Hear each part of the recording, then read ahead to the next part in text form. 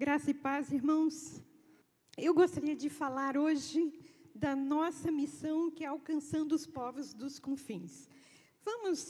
Eu vou projetar o texto, a mídia vai projetar o texto para que a gente leia numa só versão ao mesmo tempo. Então, nós vamos ler todos os textos juntos, tá bom? E nós trabalhamos no norte do Brasil, no estado do Pará. Abre as suas Bíblias em Mateus 28, que vocês já sabem de cor. Alcançando os povos dos confins. Jesus nos deu uma missão em Mateus 28, diz o seguinte: ide, portanto, todo mundo está lendo? Agora. Vamos lá? Mateus 28, 19 e 20. Ide, portanto, fazei discípulos de todas as nações, batizando-os em nome do Pai, do Filho e do Espírito Santo, ensinando-os a guardar todas as coisas que vos ordenei. E eis que estou convosco todos os dias até a consumação do século. Amém. Não foi a última coisa que Jesus fez, não é uma coisa inédita. Ele já vinha preparando os seus discípulos e ele deixou bem claro após a ressurreição: olha, a missão de vocês é ir e anunciar e fazer discípulos. Não é só ir, não é só batizar, mas é fazer discípulos. Então, a nossa tarefa, ele deixou mais clara ainda em Atos 1:8. Mas recebereis poder ao descer sobre vós o Espírito Santo, e sereis minhas testemunhas, tanto como em Samaria e até os confins da terra. Quando a gente fala em confins da terra, nossa Samaria, nossa Jerusalém, a gente entende bem. É nossa igreja, é nossa região, é nossa cidade, é o nosso bairro, é o nosso estado, é o nosso país. Mas e os confins da terra? A gente sempre pensa naqueles povos lá, muito distante. Mas eu quero surpreender vocês que dentre os povos dos confins da terra estão os indígenas brasileiros. Os indígenas brasileiros e outros povos minoritários do mundo são, na maioria do tempo, povos esquecidos, povos distanciados, que falam língua diferente, moram em regiões de difícil acesso, mas aqui no nosso país nós temos os povos dos confins. Os indígenas brasileiros, quero lhes dizer, são povos dos confins. E eles não são tarefas de outra nação. Eles não são tarefas de outro povo, além de ser nossa tarefa. Ninguém pode ignorar que, dentre mais ou menos 204 povos indígenas brasileiros, ainda há cerca de 33 ou 37, se não me falha a memória, que precisam da tradução, que precisam da palavra de Deus. E eu quero dizer que nossa missão é fazer discípulos. E o que é fazer discípulo? É ensinar a ser uma cópia sua? Não é. Fazer discípulo é ensinar a guardar todas as coisas que o Senhor Jesus mandou. É, portanto, irmãos, impossível ser discípulo do Senhor sem acesso à sua palavra. Certa feita, eu encontrei uma mocinha que era missionária, e eu perguntei: onde você quer ir? Ele disse: eu quero para a Ásia. Eu disse: em qual povo da Ásia? A maior parte possível. Aí eu disse: tem gente que não entendeu a missão. No máximo, ela conseguiu chegar em Portugal, casou-se, teve filhos, mas não é missionária. Porque, irmãos, precisamos entender a missão. Tem muita gente achando que fazer discípulo é só chegar lá, anunciar e dizer: bem feito, eu falei para vocês, agora vocês são inexcusáveis. E eu vou-me embora. Não é assim. Fazer discípulo é ensinar a guardar todas as coisas que o Senhor Jesus ensinou. E isso só é possível se essas pessoas, se estes povos tiverem acesso efetivo à palavra de Deus. O que é ter acesso efetivo? Alguém já disse que eu prego como professora, mas é que eu sou professora, sabe? Então, não vai fugir do... E o que é, então, ter acesso efetivo? Acesso efetivo é entender na sua língua materna todas as coisas que Jesus ensinou. É quando as pessoas compreendem o que Jesus falou efetivamente na sua própria língua.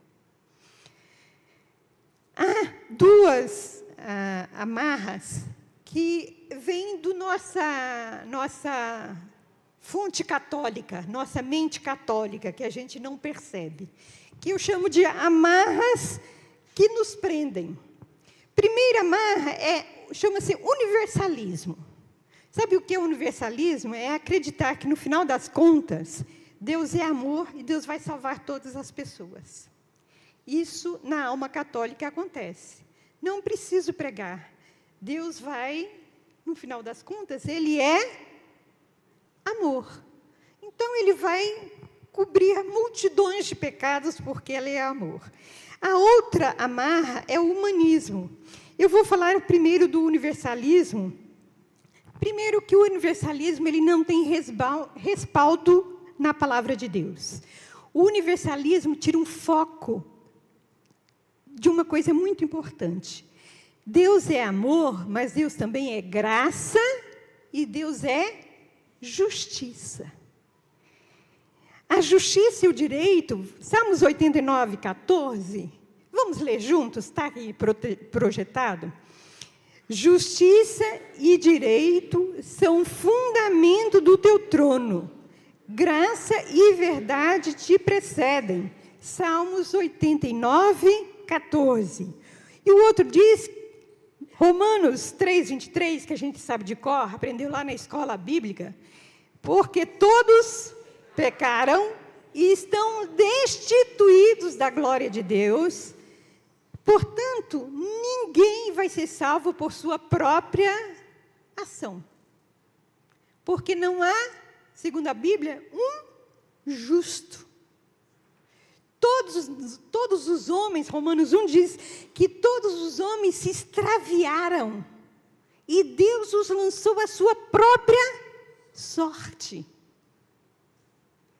Sabe por quê? O sol nasce todos os dias no mesmo lugar. Eu não vou me atrever, porque meu senso de direção é horrível, né? Minha direita é essa aqui, às vezes é essa aqui, então o Gino fica assim, qual direita que você quer, né? Então, meu senso de direita é muito ruim. Mas, o sol nasce todos os dias no mesmo lugar e se põe todos os dias no lugar oposto. A colheita Deus dá para todos os povos. A todos os povos há tempo de plantar e tempo de colher. Mas as pessoas adoram o sol, adoram as criaturas e não adoram quem criou o sol e quem dá a chuva no tempo certo. Por isso, não há desculpas. Porque nós sabemos que a nossa salvação não vem de obras. Não há nada que nós possamos fazer. Olha, Deus, eu fiz uma caridade hoje, eu sou tão boazinha. Lá no coração já nasceu a vaidade, né? Então, outra amarra é a amarra do bom selvagem, que perpetua-se na cultura brasileira. Esse mito do bom selvagem começou na literatura do romantismo. Eu sou professora de língua portuguesa e fui professora de literatura na vida. Então, quem leu o Guarani, Iracema, o Birajara, por aí, sabe que os nossos índios eles são descritos como seres perfeitos, verdadeiros cavaleiros medievais. A Iracema é descrita virgem dos lábios do mel, o cabelo mais negro que as asas da graúna. A Iracema é tão perfeita que não fede. Mas ela não usava desodorante. Aí você fica assim, duvido. Mas, junto com esse mito da pessoa perfeita, há aquele mito de que o índio é bom. Ele é bom, ele vive vocês já ouviram, em harmonia com o quê? Com a natureza. Todo mundo sabe isso. Ele vive em harmonia com a natureza, ele divide tudo o que tem. Irmãos, isso é um mito, não é verdade. Certa feita, tem uma figurinha aí, passa a próxima, o índio está bonzinho, até que ele trupica e cai. Sabe qual a primeira palavra que ele vai falar? Um palavrão. Possivelmente igual a qualquer um de nós. Quando tu pica e cai, vai falar alguma coisa que não é louvado seja Deus, né? Não é. Isso mostra que dentro de nós, de fato, não há nada bom. Uma certa feita, eu cheguei na Paraíba para dar aula na Juvep, e eu fiquei chocada que uma mãe pegou a criança de 3 anos e pouco, essa criança tinha pegado e destruído alguma coisa que ela não gostou. Então, a mãe aqueceu a frigideira no fogo, pegou a mãozinha do filho, da filha, e colocou na frigideira. Aí você diz, que coisa horrível. E eu vi um índio Paracanã, eu não vi ele fazer isso, eu só conheci a criança, mas ele ganhou uns anzóis. E anzóis são coisas preciosas. Sem anzóis, não há peixe. E a criança pegou os anzóis e perdeu.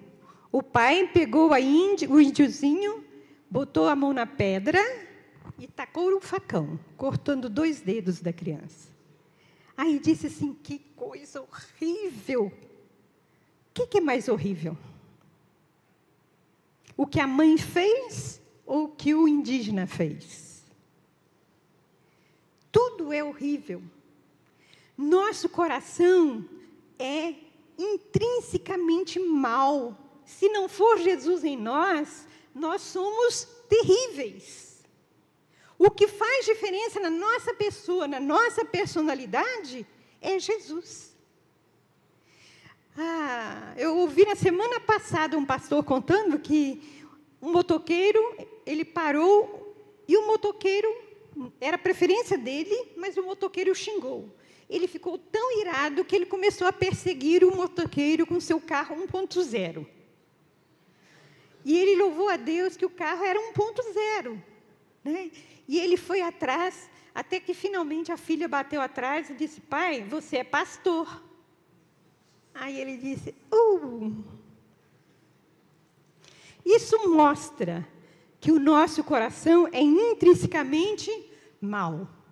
E que não seremos salvos a não ser pela graça de Jesus. O sacrifício remidor de Jesus foi pago, foi feito na cruz, ele pagou o preço por nós.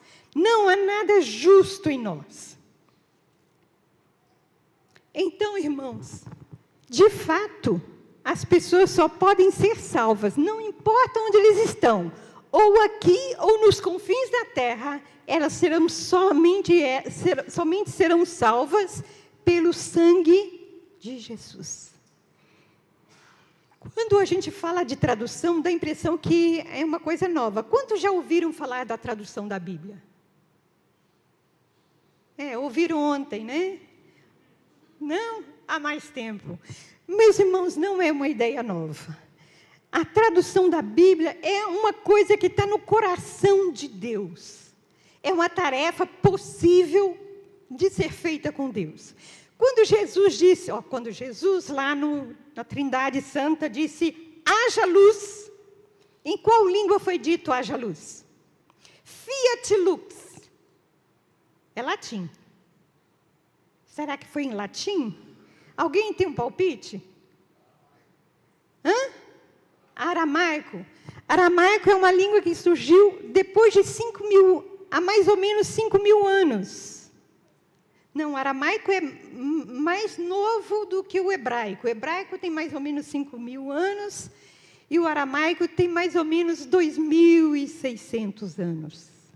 Então, a Terra é mais velha que isso. Não sabemos. Nós não sabemos em que língua Deus disse, haja luz.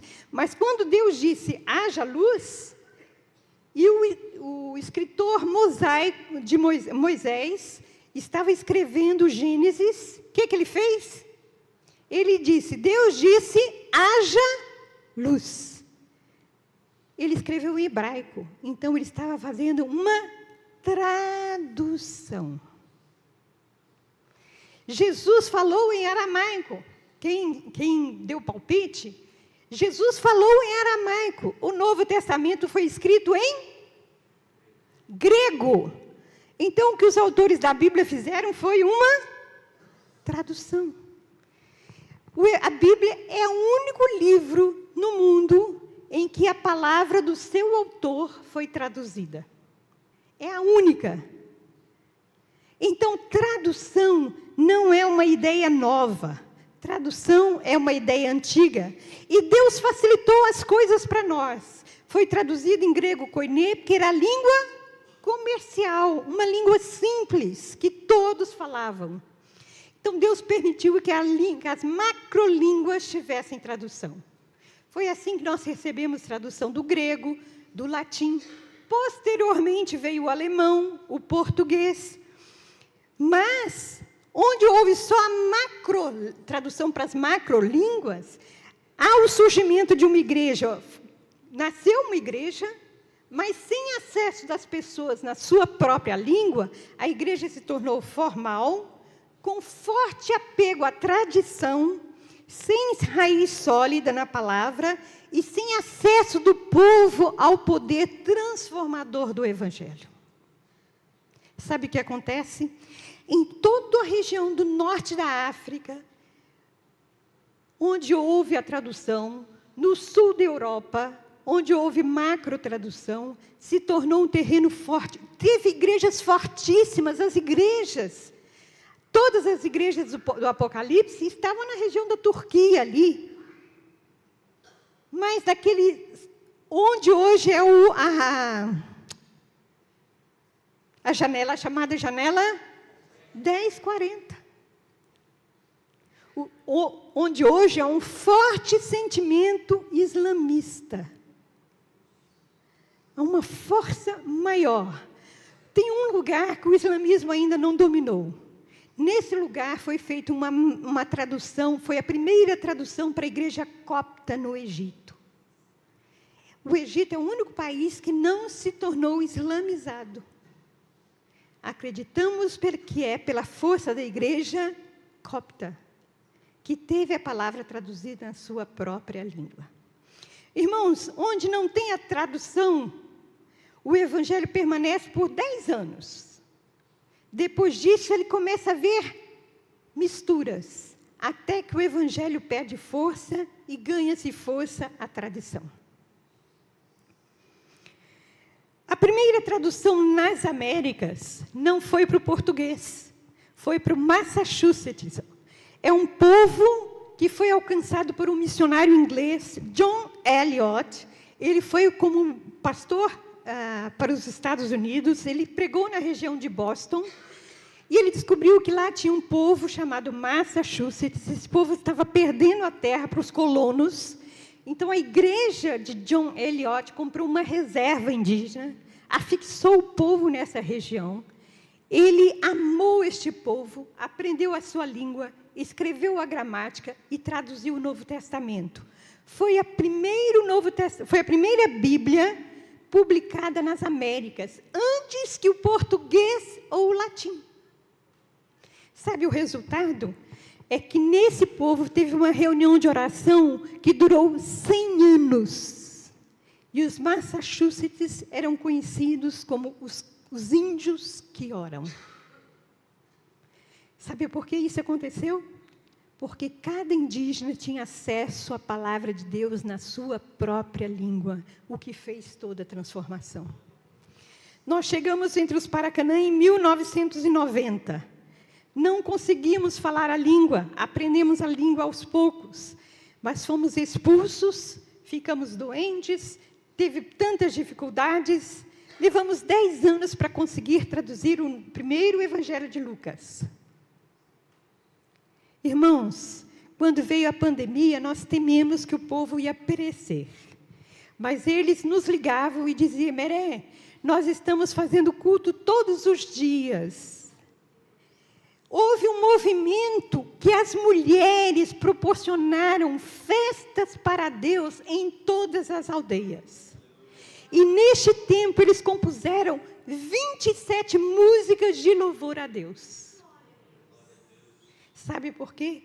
A palavra de Deus não tira férias, a palavra de Deus não é retida pela pandemia, a palavra de Deus não resiste, as portas do inferno não resistem à palavra de Deus deixado por sua igreja. Quando voltamos, tinha um número de crentes maiores do que o deixamos, porque eles tinham acesso à palavra de Deus. Irmãos, nós somos os atalaias. Deus já fez a maior tarefa. A Bíblia diz em Apocalipse 5:9, vamos ler juntos? Com teu sangue compraste para Deus os que procedem de toda tribo, toda língua, todo povo e toda nação. Agora nós somos responsáveis, a tarefa está nas nossas mãos. Nós somos os atalaias. 106 etnias sem a presença missionária. Aproximadamente 36, 37 povos precisando da tradução. E Deus deu um aviso em Ezequias. Vamos ler Ezequiel 33:8. Se eu disser ao perverso, ó perverso, certamente morrerás, e tu não falares, para avisar o perverso do seu caminho, morrerá esse perverso na sua iniquidade, mas o seu sangue eu o demandarei de ti. De quem é a nossa? De quem é a tarefa? É nossa. O sangue dos povos dos confins estão em quais mãos? Nas nossas mãos.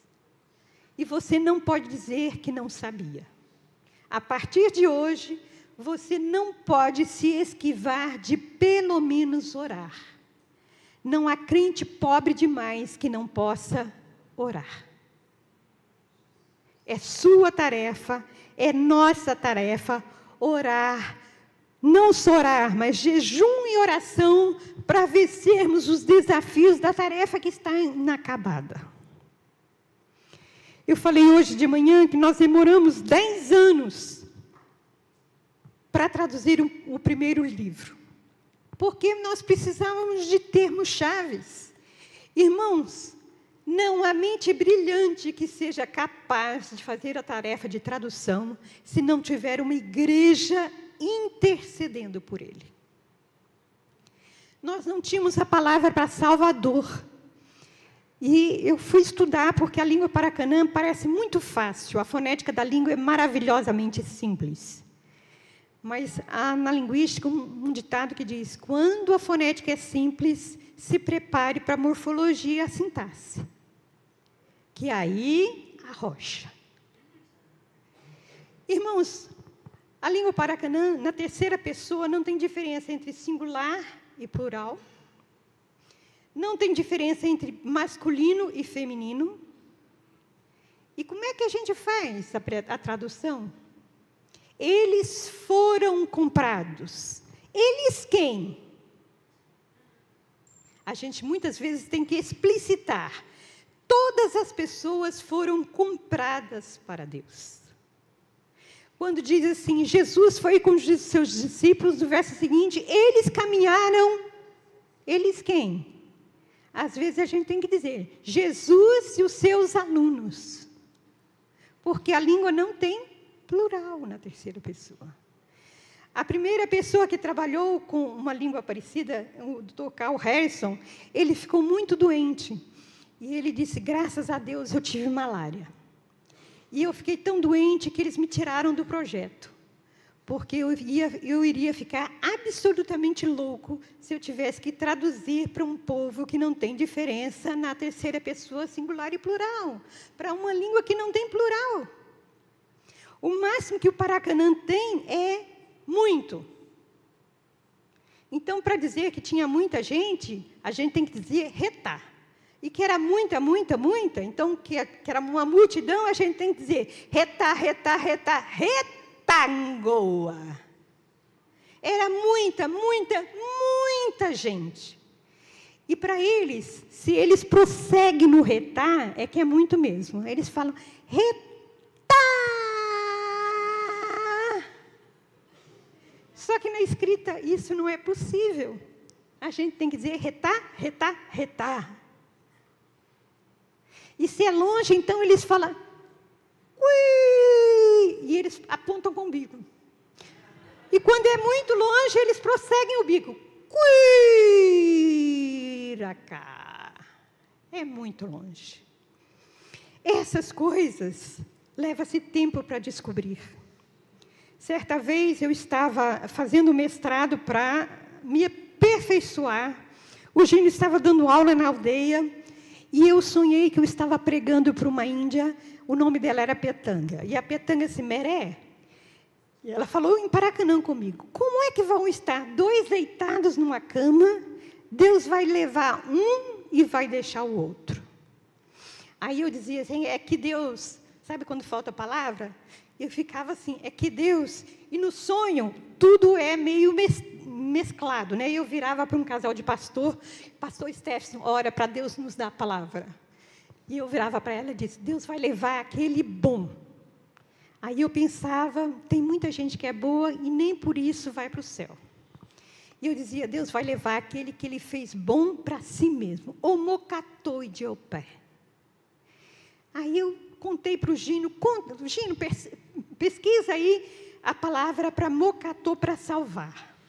E o Gino chegou lá, pesquisou, não foi bem entendido, não achou. Mas um pouco tempo depois chegou um índio, o Vanguia. Ele é um professor de língua horrível, porque você pergunta para ele, o que é isso? Ele disse copo. Aí você repete, o que é isso? Ele diz água. O que é isso? É uma vasilha. Isso não ajuda quem está aprendendo uma língua, porque cada hora ele fala uma coisa diferente. Mas esse professor horrível de língua chegou perto do Gino e disse, Pivé, eu sei a palavra que você quer. Na nossa língua tem uma palavra que chama Ngoa Mokatutara. É assim, a gente está no caminho errado, o Ngoa Mokatutara conserta a gente e põe a gente no caminho certo. O que Jesus faz conosco? Nós estamos no caminho errado. Jesus nos conserta e põe no caminho que vai para o céu. Achamos a palavra para Salvador. E aí a mente do linguista é Ngo é gente, Mokatô é consertar, Tara é nominalizador de agente. Achamos a palavra para consertador de gente. Aí foi fácil. Mokatutava é salvação, Mokatô é salvar.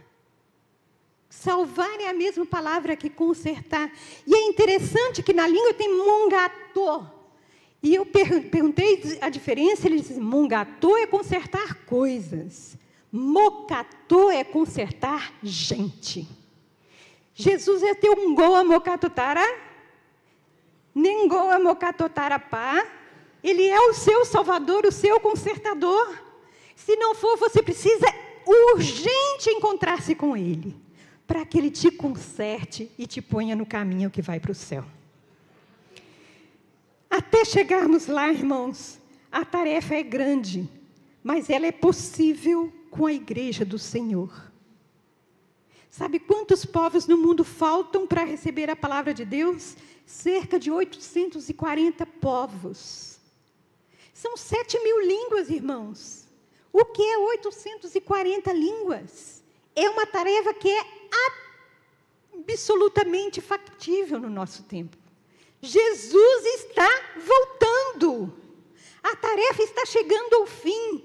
Sejamos nós os atalaias. precisamos ser os atalaias. E eu digo uma vez mais, não há nenhuma pessoa que seja pobre demais que não possa orar.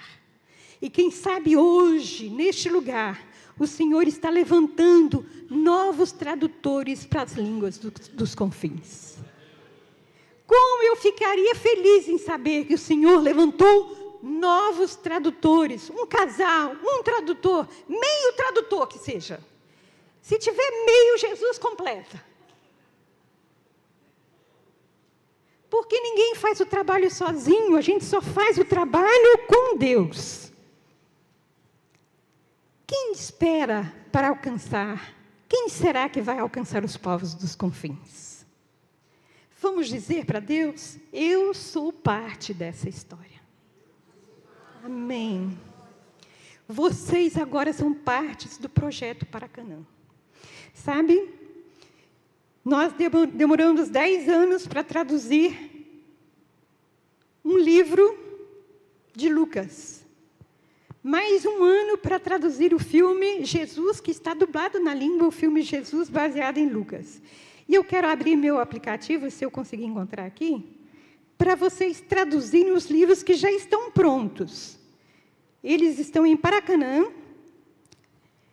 E nós temos, tradutores, somos Gino, eu e uma colega que tem 82 anos.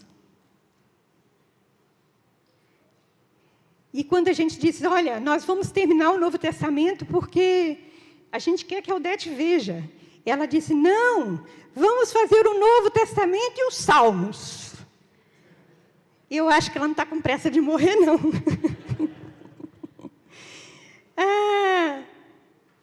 Ela quer gastar todos os seus dias para Deus, todos os seus momentos. Vamos ver se você consegue descobrir que livro é esse. Gênesis, traduziram muito bem, vocês são excelentes tradutores. Exodo. Deuteronômio.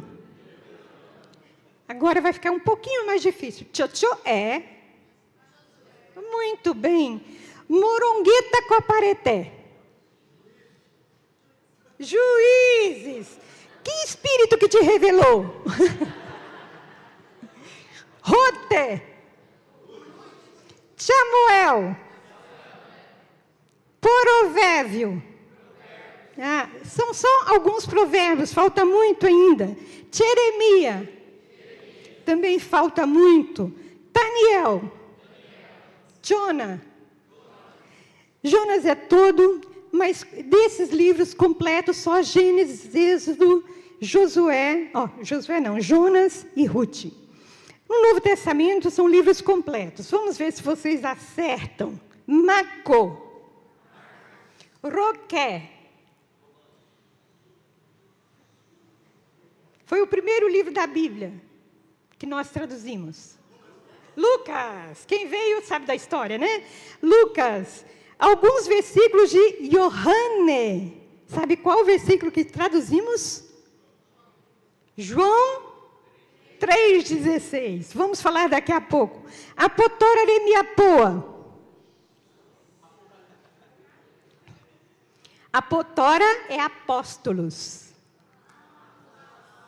Remiapoa é feitos. Os feitos dos apóstolos. Atos. 1 Tessalônica Purivara. 2 Tessalônica Purivara. Vocês acham que é fácil, né? Vocês ficaram lá 20 anos brincando. 1 Timóteo. 2 Timóteo. Tito. Hebreus. Hebreus é só alguns versículos, vai ser nosso desafio maior. Hebreus e Romanos são os livros mais difíceis de serem traduzidos. E já terminamos Tiangoa. 1º, 2º, 3º Yohane. 1º, 2º, 3º João, né? Aí vem Juta, Filemon, 1º e 2º Pero e Yohane Iremie de Angocara. Apocalipse de João. Esses últimos livros estão esperando a consultoria, que vamos fazer uma parte da consultoria agora em junho e a próxima em novembro. Vocês têm muito material para orar. Por favor, não se esqueçam de nós. Que o Senhor nos abençoe e nos ajude a cumprir com fidelidade a tarefa. Vamos pôr o último vídeo. João 3,16, vamos ler? Tá fácil. O X se pronuncia tchá, então o resto é fácil. Cheneroveté, hipotareté, joporemó, uvupe acavaé. Aeramo e mori, va an mojepé. Ojerré, ojemung purrang vaé, tahaemé, tatarropé. Eumine de mong purrang mia, takaamun ojá. Porque Deus amou o mundo de tal maneira que deu o seu único Filho, para que todo aquele que nele crê não pereça, mas tenha a vida eterna. Eu confesso que eu ainda não consegui decorar João 3,16, né? Vocês vão desculpar que a cabelo está ficando branco. Vamos passar 2 vídeos curtos, pastor. Nosso trabalho... Gino, quer vir falar? O nosso trabalho significa nosso em Paracanã, significa de nós todos. Então, tem nosso inclusivo e nosso exclusivo. Isso é muito útil. Quando a gente fala assim, orocaroramé, significa nós vamos comer, vocês não. Então, se vocês não vão comer, cada um caça o caminho de casa. Quando fala chacaruramé, significa nós todos vamos comer. Essa língua é muito útil, que não tem nada de falta de educação, não. É assim que é a língua. Graças a Deus, louvado seja o nome do Senhor, né? Porque senão a tarefa seria muito mais cara ainda. Por favor, nosso trabalho da Igreja do Senhor.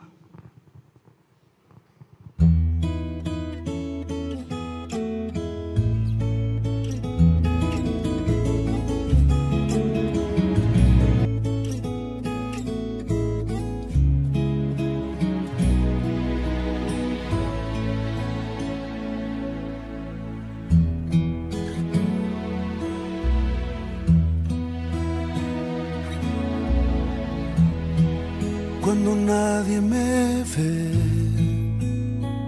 en la intimidad, donde no puedo hablar más que la verdad, donde no hay apariencias, donde al descubierto queda mi corazón, allí soy sincero, allí mi apariencia de piedad se va, allí es tu gracia lo que cuenta, tu perdón lo que sustenta para estar de pie. Y no podría dar a la cara si no fuera porque soy revestido de la gracia y la justicia del Señor. Si me vieran tal cual soy, se enterarían que es Jesús. Lo que han visto reflejado en mí tan solo fue su luz. Y es por tu gracia y tu perdón que podemos ser llamados instrumentos de tu amor. Y es por tu gracia y tu perdón.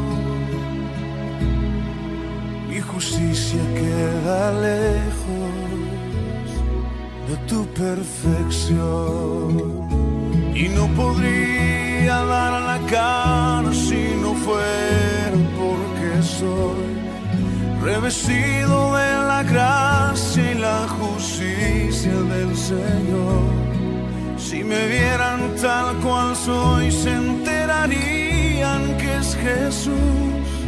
Lo que han visto reflejado en mí tan solo fue su luz, y es por tu gracia y tu perdón que podemos ser llamados instrumentos de tu amor, y es por tu gracia y tu perdón. Mi justicia queda lejos de tu perfección.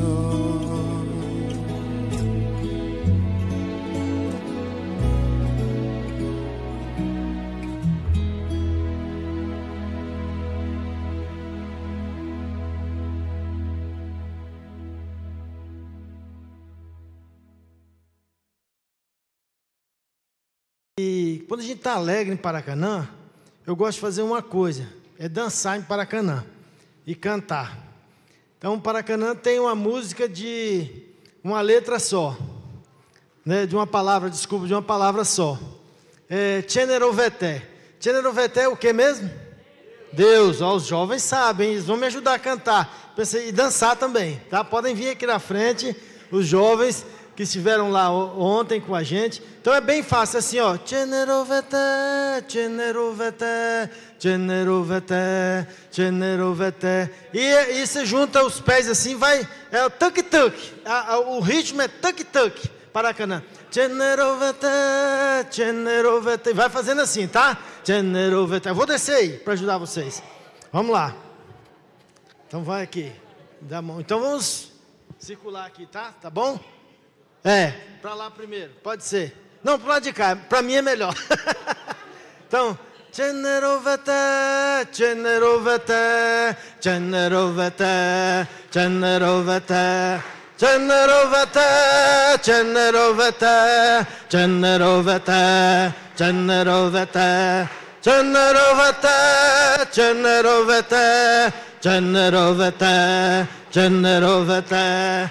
Cheneroveté, cheneroveté, cheneroveté, cheneroveté. E termina. Ai, glória a Deus. Obrigado, meu pastor. Grande bênção.